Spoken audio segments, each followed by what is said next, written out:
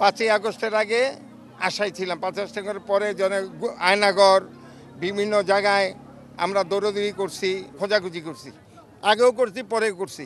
তারপরে আমরা এখন দেখি যে না আরে না, এটা এখন আমাদের বিচার।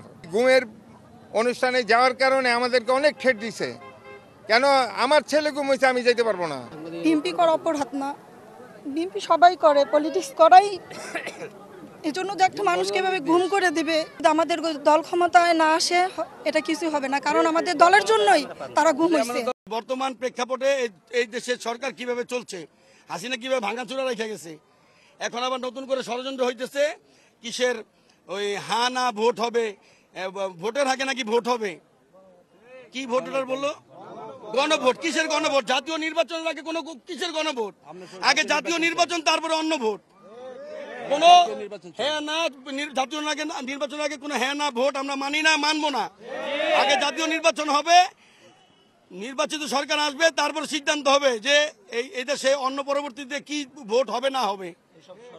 এই ষড়যন্ত্র আমরা মানি না, মানবো না। রাজপথে আমরা এইসব ষড়যন্ত্র মোকাবেলা করবো, প্রতিহত করবো।